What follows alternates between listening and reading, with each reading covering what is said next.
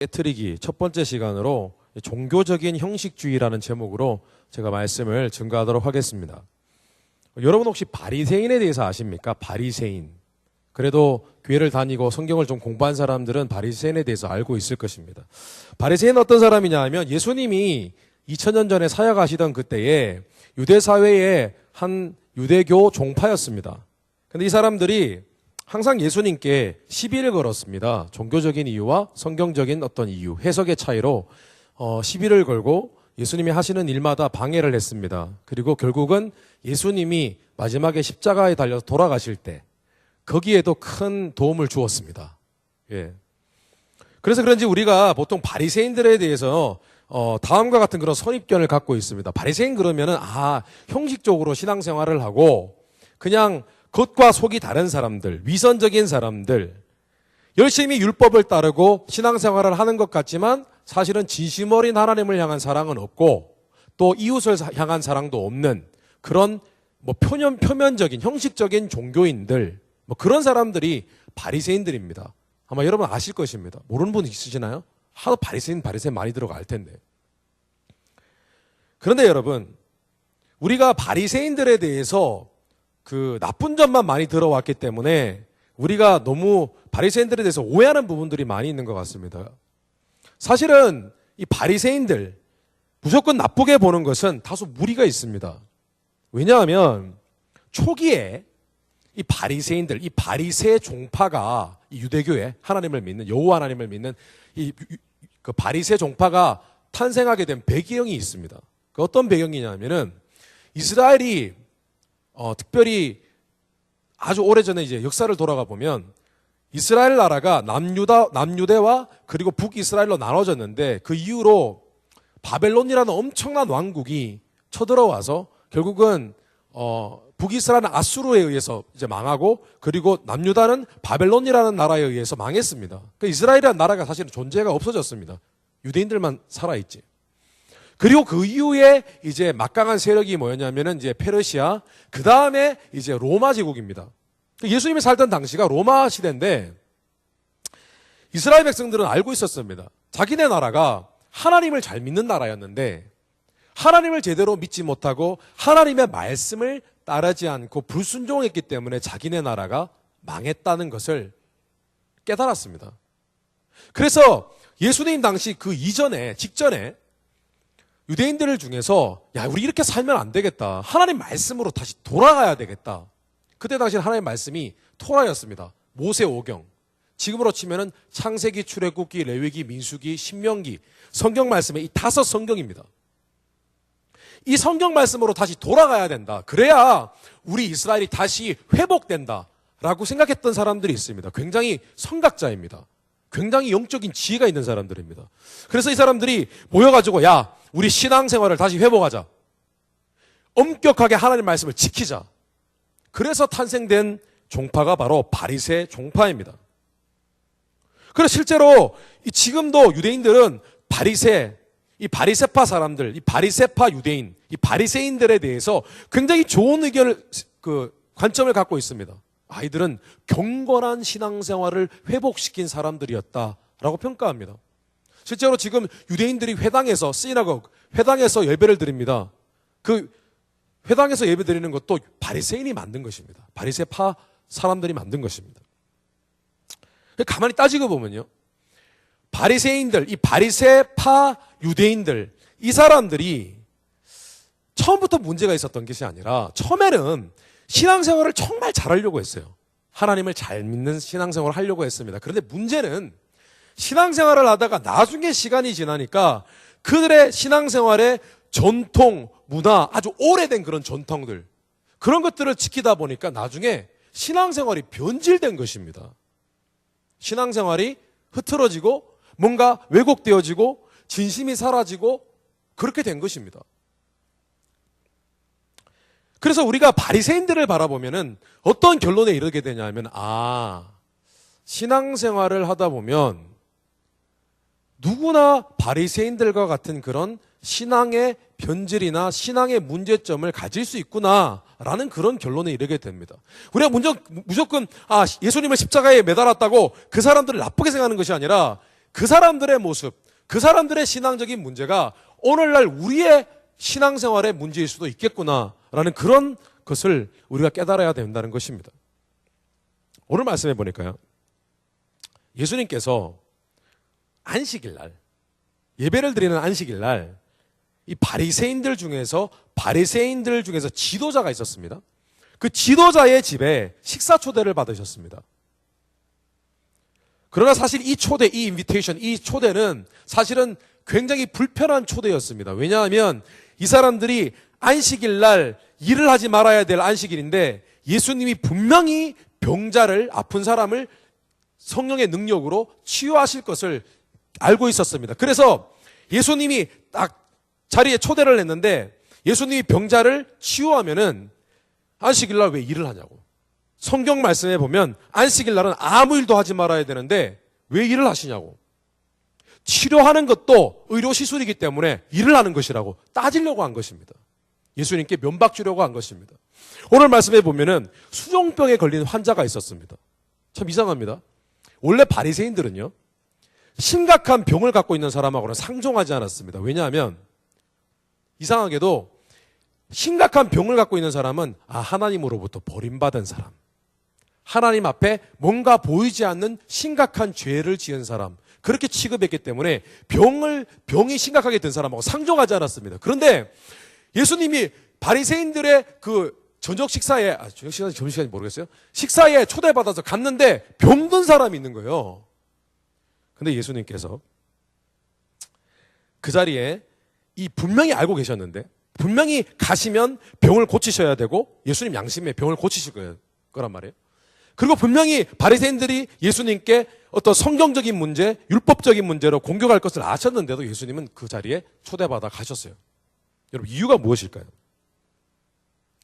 왜냐하면 예수님께서는 바리새인들이 갖고 있는 신앙적인 문제를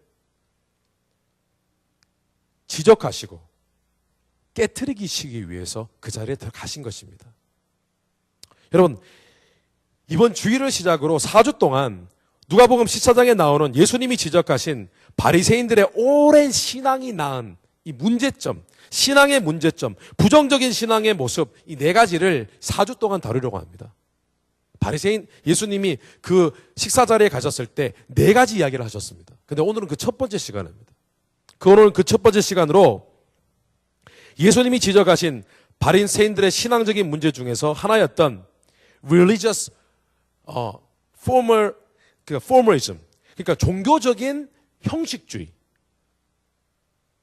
형식주의에 대해서 제가 좀 이야기를 하려고 합니다.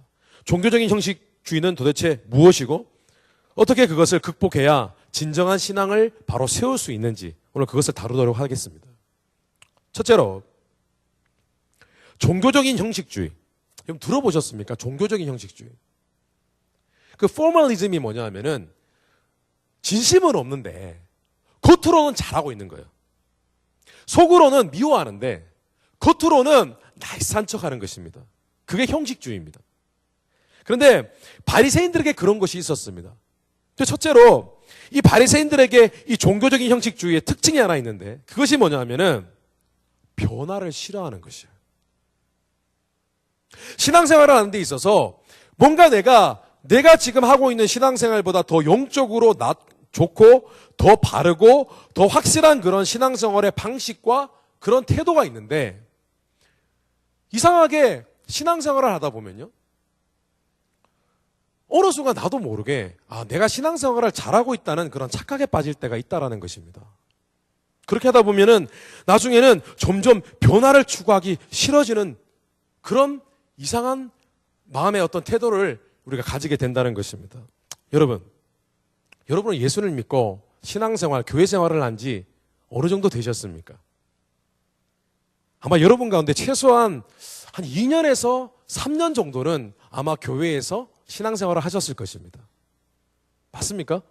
최소한 2년은, 그죠? 최소한 2년 하셨, less than 1년인 분도 있을 거예요, 분명히. 그런데 대부분 여러분 이 자리에 앉아 계신 분들은 교회 생활은 최소한 2년 이상 하셨을 거예요. 맞죠? 아마 여러분들 가운데는 3년 이상 교회를 출석하며 예배를 드리고 심지어 성경 공부도 많이 해보신 분도 있으실 것입니다. 그렇다면 여러분은 최소한 비기너는 아니에요. 뉴커머도 아니에요. 새로 오신 분도 아니에요. 표현하기는 좀 그렇지만 여러분은 오랜 신자, 오랜 신앙인들입니다. 죄송합니다.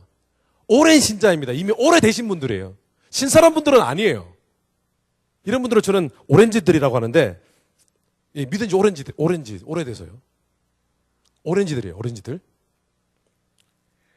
왜냐하면, 신앙생활이나 교회 생활에 익숙해질 만큼 익숙해지는데 걸리는 시간이 2년, 3년이면 충분합니다. 교회 알아요. 2년, 3년만 지나면 교회에 대해서 많이 압니다. 들어서 알아요. 들어온 풍울이 있어가지고. 오렌지 신앙인이 됩니다. 그리고 2년, 3년이면 자기만의 신앙의 방식과 패턴을 갖기에도 충분합니다. 주일날은 예배를 드려야지. 금요일날 예배를 드려야지. 좋은 습관과 좋은 신앙의 패턴을 갖게 됩니다. 그러나 문제는 뭐냐면은 사람이 무언가 익숙해지잖아요. 사람이 무언가 익숙해지면 어떤 좋은 습관을 갖는 것, 그런 것들이 좋을 수도 있지만 신앙생활을 하는 데 있어서는 마이너스가 될 수가 있어요. 예를 들어서 TV 프로그램 얘기를 하기 좀 그렇지만은 제가 얘기하겠습니다. 가끔씩 저는 아직도 생활의 달인 그 프로 합니까? 예? 하나요? 예, 지금 방금 대답해 주셨습니다. 생활의 달인 여러분 안 보시나요? 좀 그런 건전한 프로를 보세요. 생활의 달인 이런 거 재밌지 않나요? 인생을 알잖아요, 인생을. 그 생활의 달인이라는 프로그램이 있어요. 근데 그 프로그램 보면 각 분야의 사회의 각 분야의 달인들이 나옵니다. 달인들이 나와요. 막 어떤 사람은 막 타이어를 쌌는데 막 그 트럭에 타이어를 쌌는데 타이어를 던지면 착착착착착 쌓여요. 힘이 얼마나 센지. 던지면 그 자리에 딱딱딱딱 쌓여요. 어떤 분은 그릇을 제작하는데 그릇에 있는 그 들어가는 문양 그림을 정확한 한치도 오차도 없이 똑같이 그립니다. 쫙 그립니다. 거기에 들어가는 심지어 점 숫자까지 똑같습니다. 근데 그분들이 달인이 되기까지 참 많은 노력을 했을 것입니다. 무한 반복을 했겠죠. 무한 반복. 막 계속 그림 그리고 계속 타이어 던지고 뭐 했겠죠. 근데 그분들의 공통적인 특징이 뭐냐면은 그들이 달인이 되었을 때 어느 순간 그들이 자기의 각자의 직업의 분야에서 어떤 일을 할 때에 거의 무의식적으로 하더라는 것이에요. 생각을 하지 않아요. 본인들이 완전히 마스터링 했던 그 일에 대해서는 unconsciously, 무의식적으로 생각하지 않고 그냥 해버려요. 막 해버려요. 자기들이 생각하지 않아요. 그냥 아무 생각 없이 막 하는데 똑같이 나와요. 대단한 것입니다. 실제로 우리가 그 컴퓨터 타이핑을 할 때 타이핑도 사실은 우리가 무의식적으로 하거든요. 손가락을 의식하지 않습니다. 아직 하는 분들이 있더라고요. 아직도 독수리 치는 분들이 있더라고요. 예, 독수리 타법을 하시는 분들이 있는데, 그런데 여러분, unconsciously, 무의식적으로 뭔가를 잘하는 것이 참 도움이 됩니다. 무의식적으로 잘하는 것이. 그런데 신앙생활은 무의식적으로 할 수가 없는 거죠. 왜냐하면 신앙생활은 하나님을 의식하고 해야 되잖아요. 맞습니까? 신앙생활은 하나님에 대해서 생각하고 깊이 있게 하고 하나님과 서로 교통하고 커뮤니케이션하고 반응하면서 신앙생활을 해야 되잖아요. 그렇기 때문에 우리가 뭔가 익숙해지면 여러분 이것이 어떤 때는 좋지만은 신앙적으로는 우리에게 도리어 마이너스가 될 수 있다는 것입니다. 여러분 참 이상합니다. 사람이요 뭔가 많이 익숙해지면은 갑자기 관성의 법칙이 오기 시작합니다. 여러분 관성의 법칙이 뭐죠? 일단 어떤 것이 운동을 하기 시작하면 멈추거나 방향을 바꾸기가 힘든 것입니다. 그게 관성의 법칙입니다. 그럼 내가 그 일을 계속 무의식적으로 그냥 계속 무한 반복을 하고 있잖아요. 뭐 주일날 예배 드리는 것도 무한 반복이에요. 계속 무한 반복, 일주일에 한 번씩 매일 무한 반복이에요. 끝없이 하잖아요. 그럼 나중에 거기에 어떤 변화를 주기가 힘들어집니다. 변화가 안 돼요. 변하기 싫어요. 계속 그렇게 가고 싶어요. 예배 드리면은 뭐 찬양하다가 졸고 뭐 찬양하다가 졸고 뭐 무한 반복이에요. 근데 거기에는 신앙의 성장과 발전은 없는 것입니다. 정체 현상이 일어나고 발전과 변화는 없어지고 종교적인 형식만 계속 반복됩니다. 만약에 새로운 어떤 신앙적인 가르침과 도전이 왔어요. 내가 이제 성경 말씀을 좀 한번 제대로 처음부터 끝까지 읽어봐야지. 도전이 왔어요. 누가 하라고 시킨 것은 아니고 그냥 어떤 그런 도전이 왔어요. 설교 말씀을 통해서 아니면 라디오 기독교 방송을 통해서 도전이 왔는데 바꾸고 싶지 않은 거예요.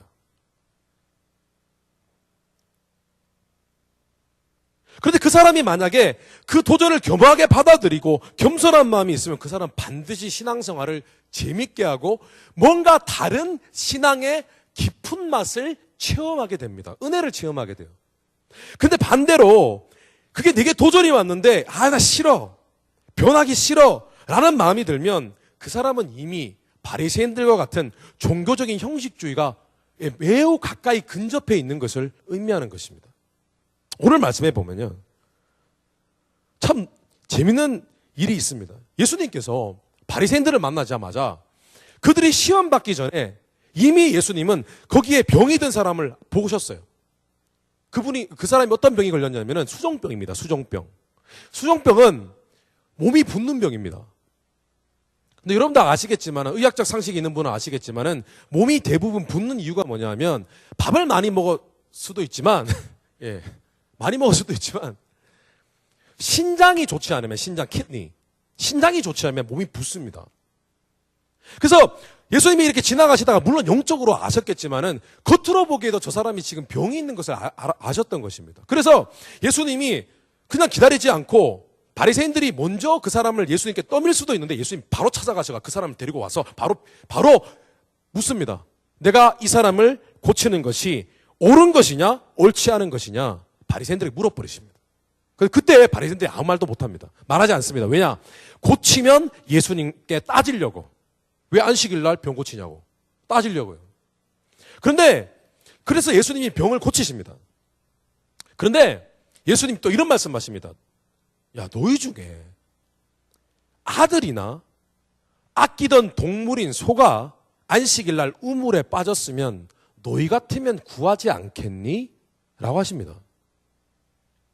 근데 그때 오늘 성경 말씀 6절에 보면 예수님이 가르쳐 주신 논리. 야, 안식일 날 너네들 일하면 안 된다고. 야, 안식일 날 너 같으면 안식일 날 너희 자녀가 구덩이에 빠졌어. 안 건져 주겠니? 그게 일이면 안 건져 주겠냐고. 생명을 살리는 일인데 라고 하셨을 때 바리새인들이 예수님의 말씀이 옳다는 것을 알고 있었습니다. 왜냐하면 오늘 예수님이 그 말씀하실 때 6절에 보면 그들이 이에 대하여 대답하지 못하니라 라고 했어요. 한마디도 못해서 예수님의 논리에. 문제는 뭐냐면 바리새인들은 무엇이 옳은 것인지 알았습니다. 예수님이 하고 계신 일들이 너무나 좋은 일들이라는 걸 알았습니다. 그런데요, 자신들이 지금까지 성경을 해석하고 해왔던 신앙적인 전통, 내가 그렇게 해왔던 방식, 이걸 놓치기 싫었던 거예요. 예수님께 지기 싫었던 거예요. 예수님의 방식이 더 맞는데 지기 싫어요. 배우기 싫었던 것입니다. 그냥 예수님이 더 맞는 것을 이야기하니까 그것을 인정하면 자신의 것이 잘못됐다고 인정해버려야 되기 때문에 그렇게 할 수 없었던 것입니다. 그래서 예수님이 미웠던 거예요. 여러분 한번 생각해 보십시오. 여러분이 신앙생활을 지금 하고 있는데 분명히 더 나은 신앙생활이 있고 분명히 더 하나님의 큰 은혜를 체험하는 방식들이 있어요. 분명히 지금은 여러분이 예수님을 어쩌면 못 만날 수도 있는데 예수님을 만나는 방법이 있어요. 분명히. 분명히 내가 전에 큰 은혜를 받았는데 이 은혜를 다시 회복하는 방법이 있어요. 그런데 문제는 우리 안에 종교적인 형식주의 때문에 사실은 바뀔 마음이 없는 거예요. 바꾸면 힘들거든. 사람이 자신의 방식을 바꾸려면요, 그 전에 내가 가지고 있었던 방식을 깨버려야 되거든요. 근데 그게 쉽지 않거든요. 여러분 기억하셔야 됩니다. 우리가 만약에 이대로가 좋습니다, 부담 주지 마세요, 이런 생각이, 이 두 마음이 우리 안에 있다면 여러분 신앙생활을 지금 우리가 바리새인과 굉장히 가까운 신앙생활을 해나가고 있는 것입니다. 부담 주지 마세요. 이대로가 좋습니다. 더 이상 too much. 더 이상 내게 요구하지 마세요. No more. 더 이상. 그럼 여러분은 바리새인에 가지고 있었던 종교적인 형식주의에 매우 가까이에 있는 것입니다. 그리고 더 심각한 문제는 우리가 사실은 영적으로 사단이 풀어놓은 종교의 영, 종교적인 형식주의를 만들어내는 그런 우리를 유혹하는 그런 종교의 영에 미혹되고 있는 것입니다. 여러분, 종교적인 형식주의에 빠지면은 당장 나타나는 증상이 있습니다. 심텀이 있습니다. 심텀. 그게 뭐냐면은 피곤함과 실증입니다. 피곤함과 실증. 만약에 여러분들이 신앙생활하는 가운데 내가 피곤하고 실증을 느끼고 무기력함에 빠졌다면 여러분은 지금 종교적인 형식주의에 이미 발을 조금 들여놓은 것입니다. 실증이라는 책을 쓰신 김남준 목사님은 이런 말씀을 하셨습니다. 자신의 책에서 모든 게으른 삶의 뿌리, 실증은 하나님에 대해 열렬하지도 그렇다고 미워하지도 않는 영적 권태감입니다. 하나님을 향한 뜨거운 사랑을 잃고도 승리하는 길은 없습니다. 라고 했습니다. 여러분, 미국의 TV 프로그램 중에 저도 한 번 봤는데요. Extreme 맞나? Extreme Makeover 이런 프로그램이 있습니다. 이게 뭐냐 하면은 집이 있는데 집이 굉장히 낡았어요. 근데 돈이 없어서 재정이 부족해서 집을 다시 리모델링을 할 수 없어요. 근데 집은 너무 낡았어요. 그래서 임의로 TV 프로그램에서 사람들을 뽑아가지고 공짜로 그 집을 고쳐주는 것입니다. 리모델링을 해주는 그런 프로그램입니다. 근데 그 프로그램에 보면은 흥미로운 것이 뭐냐면은 그냥 뭐 벽지만 새로 바꾸고 그 안에 있는 어떤 실내 인테리어 디자인만 좀 바꾸고 그런 게 아닙니다. 그 집을 완전히 깨끗하고 멋있게 바꾸려면 그 전에 있었던 어떤 부분 잘못된 디자인이나 이런 것들을 뜯어 고쳐야 됩니다. 뜯어 고쳐야 돼요. 부셔야 돼요. 어떤 경우는 제가 그것도 봤습니다. 아예 그 큰 그 기계 있죠. 건축 기계 중에 부시는 기계 있어요. 뭐 추 같은 거 달아가지고 때려버리는 거. 그걸로 때려버려 집을 아예 없애버려요. 새로 지어요. 여러분, 신앙생활은요 마찬가지입니다. 우리의 신앙은 한 번에 짓고 끝나는 건물이 아니라 깨고 부시고 마치 우리 조지 부시 대통령처럼 미안합니다. 부시고 다시 세우는 makeover 개축 작업이에요. 개축 작업. 개축이 뭐냐면 건축 중에 부시고 다시 짓는 거예요. 부시고 다시 일부를 다시 짓는 거예요. 개축이라고 하는 거예요. 지금까지 내가 해왔던 신앙의 패턴 가운데 뭔가 의미가 없어지고 깊이가 없어진 그런 신앙의 모습이 있다면 우린 정리해야 돼요. 뭐 잘못됐는데? 내가 주일 예배 오는데 지금 한 달 동안, 1년 동안, 2014년도로 한번 돌아보십시오. 1년 동안 내가 주일 예배 왔는데 한 번도 큰 감동이 없었더니 문제 있는 거예요. 여러분, 변화와 성장을 꿈꾸십시오. 우리의 신앙을 형식적으로 만드는 변화되기 싫어하고 기존에 익숙했던 방식만을 추구하는 모습을 무너뜨릴 수 있는 그런 용기를 가지시기를 주님의 이름으로 축원합니다. 둘째로, 종교적인 형식주의는 형식주의의 두 번째 특징이 있어요. 그것은 무엇이냐면은 사람의 가치보다, 영혼의 가치보다 일 중심이 되는 것, 일의 성과에 대한 가치를 더 중요하게 여기는 특징을 갖고 있습니다. 오늘 말씀해 보니까요, 바리새인들의 머릿속에 안식일, 하나님께 예배드리는 날, 그날을 어떻게 지켜야 되는지 그들의 안식일에 대한 개념을 우리가 정리해 보면 그 속에 이상한 것이 있다는 걸 우리가 발견하게 됩니다. 바리새인들은요, 오늘날로 치면 우리가 주일이죠. 안식일을 철저하게 지켰습니다. 일도 하지 않고요, 예배드리고요, 집 밖에도 잘 나가지 않고요, 철저하게 지켰습니다. 그런데 예수님은 그 안식일에 지키는 그 안식일에 대한 개념, 바리새인들의 개념을, 문제점을 정확하게 지적하셨습니다. 그것이 뭐냐면은 그들의 안식일에 대한 개념 속에 영혼을 사랑하고 하나님을 사랑하는 것은 없었던 거예요. 예수님이 그걸 지적하신 것입니다. 오늘 말씀 보니까 4절에 예수께서 그 사람을 데려다가 고쳐 보내시고, 여러분 한번 생각해 보세요. 예수님이 그 병든 사람, 수종병 든 그 환자를 직접 찾아가셨습니다. 다가가셔서 그 사람을 고쳤습니다. 여러분 한번 상상해 보세요. 어떤 사람이 병이 들었어요? 예수님 만났어요? 예수님 고쳤어요?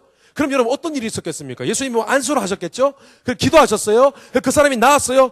몸이 갑자기 이렇게 막 부어 있었는데 갑자기 피부가 막 이렇게 광택이 나고 갑자기 몸이 이렇게 줄어들었어요? 날씬해졌어요? 그래서 얼마나 기뻐했겠어요? 그래서 사람들한테 나 몸이 치유됐다고 얘기하지 않았겠어요?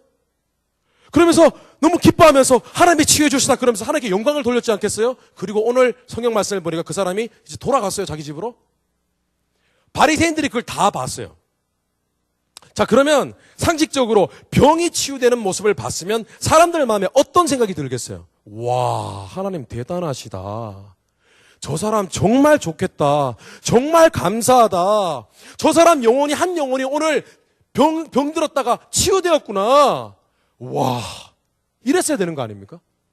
근데 그들의 마음속에는 무슨 생각만 있었냐면 예수님 병 고치나 봐라. 병 고치나 봐. 그래, 병 고쳤지. 너 죽었어. 이거거든요. 그게 뭐야? 저 사람이 무슨 선지자야? 저는 어릴 때요. 이상하게도 제 주변에 하나님의 성령의 치유의 능력을 갖고 있는 그런 분들이 많았어요. 그래서 저는 하나님이 병을 고치시고 초자연적인 기적을 일으키시는 것에 대해서는 정확한 믿음이 있습니다. 하도 많이 봐서, 어릴 때. 하도 많이 봐서. 심지어 어릴 때부터 척추가 휘어가지고 나이가 20살이 지났는데도 허리가 붙어버렸어요. 허리를 펴지 못해요. 계속 이렇게 살았어요. 그런데 허리가 펴지는 것을 저는 보았습니다. 기도받고.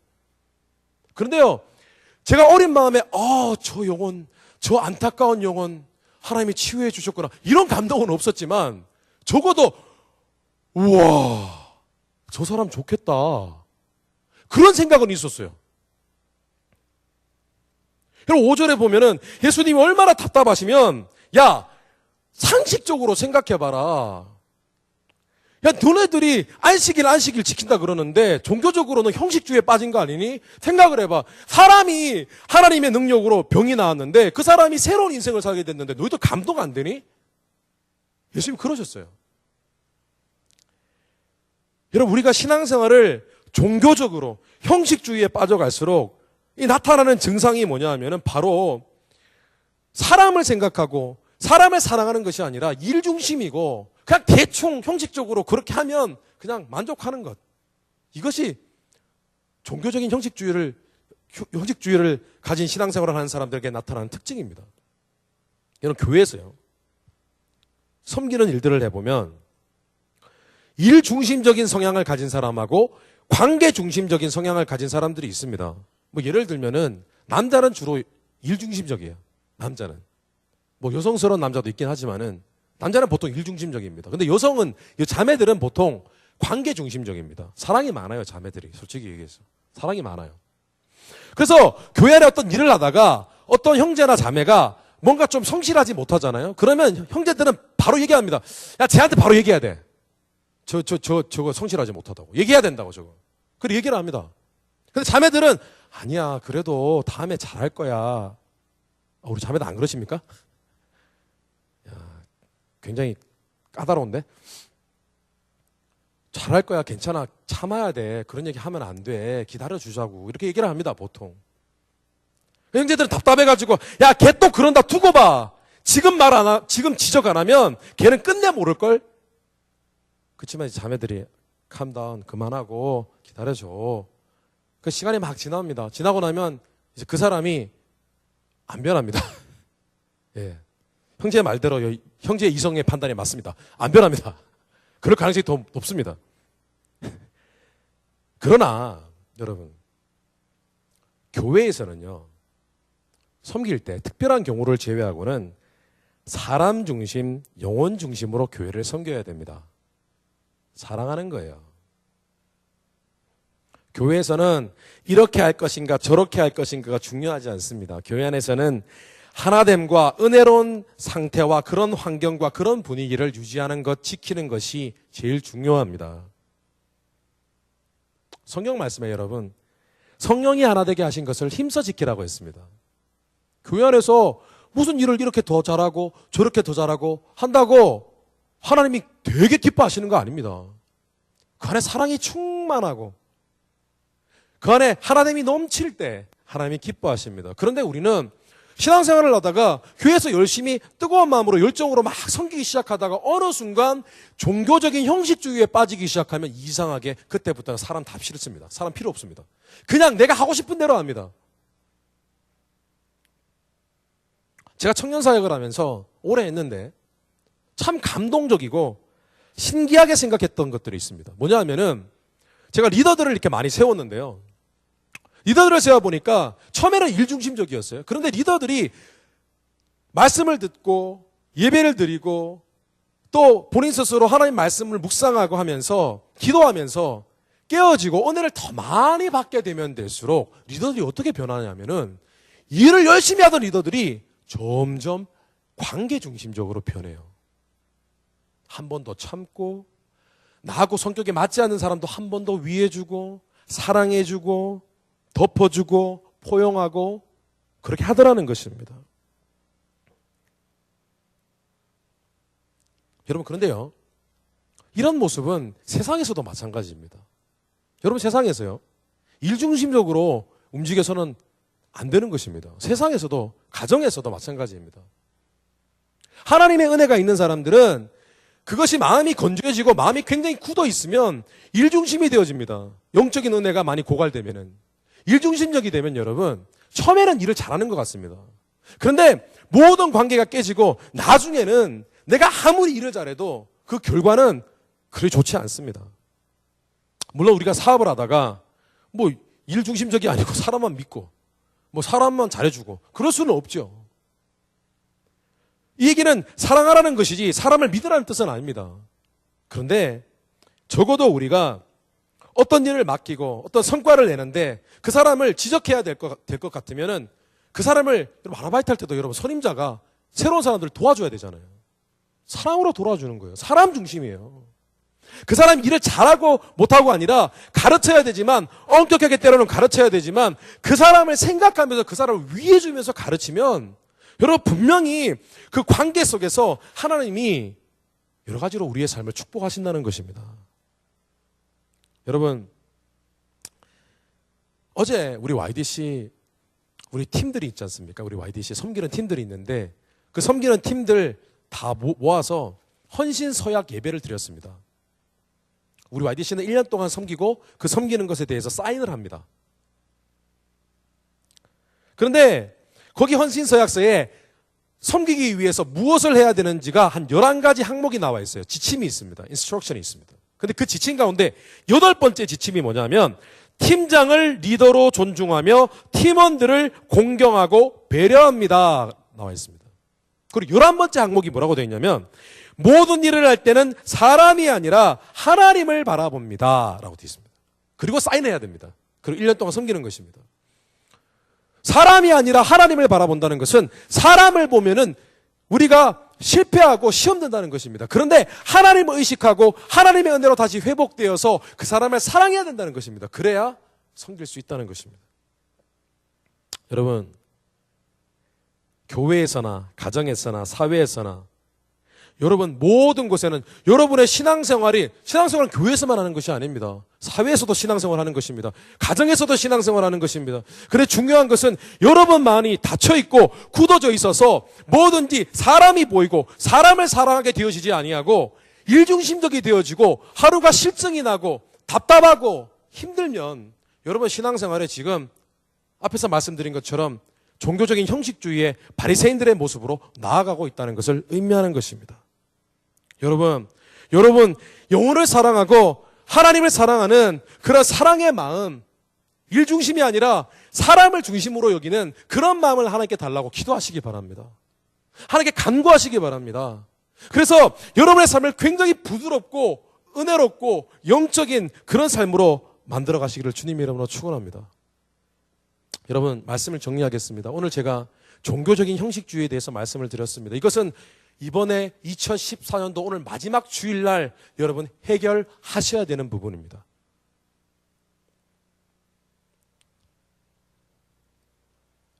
(1990년대에) 제가 좋아하는 언더그라운드 가수 그룹이 있었습니다. 015이라고 들어보셨습니까? 여러분이 잘 아는 윤종신이라는 가수가 거기 멤버였습니다. 근데 1992년도에 3집이 나왔는데 3집의 타이틀곡이었던 것 같아요. 거기 노래 제목이 뭐냐면 아주 오래된 연인들이라는 노래가 나왔었어요. 근데 거기 가사가요, 굉장히 재밌습니다. 한번 들어보십시오. 가사를 이렇게 얘기하다가 갑자기 노래가 나오면 여러분 용서해 주십시오. 습관은 이게 저녁이 되면 의무감으로 전화를 하고, 오래된 연인들입니다. 관심도 없는 서로의 일과를 묻곤 하지. 가끔씩은 사랑한단 말로 서로에게 위로하겠지만 그런 것도 예전에 가졌던 두근거림은 아니야. 제가 바꿔봤습니다. 주일이 되면 의무감으로 예배를 하고 관심도 없는 형제의 일과를 묻곤 하지. 가끔씩은 사랑한단 말로 하나님께 고백하겠지만 그런 것도 예전에 가졌던 두근거림은 아니야. 2절입니다. 주말이 되면 습관적으로 약속을 하고 서로를 위해 봉사한다고 생각을 하지. 가끔씩은 서로의 눈피에 다른 사람 만나기도 하고 자연스레 이별할 핑계를 찾으려 할 때도 있지. 자, 바꿔봤습니다. 주일이 되면 습관적으로 섬김을 하고 교회를 위해 봉사한다고 생각을 하지. 가끔씩은 교인들 눈피에 다른 세상 친구 만나기도 하고 자연스레 교회 옮길 핑계를 찾으려 할 때도 있지. 후렴구가 굉장히 의미심장합니다. 처음에 만난 그 느낌, 그 설레임을 찾는다면 우리가 느낀 실증은 이젠 없을 거야. 여러분, 종교적인 형식주의를 그냥 무시하고 지나치지 마십시오. 이것은 예수님을 믿는 모든 사람에게 찾아오는 반갑지 않은 불청객들입니다. 반드시 찾아옵니다. 반드시 매번 있게 되는 것들입니다. 그런데 이것을 우리가 알고 지혜롭게 대처하고 항상 하나님 앞에 은혜를 구하고 내가 내 심령 안에 내 신앙생활이 리뉴얼, 부흥되기를 원합니다 라고 할 때, 이런 모습 싫습니다 라고 할 때 하나님이 우리의 마음을 새롭게 리뉴해 주실 것입니다. 새롭게 해 주실 것입니다. 여러분, 그런 지혜로운 주님의 종들 되시기를 주님의 이름으로 축원합니다. 다 같이 기도하겠습니다.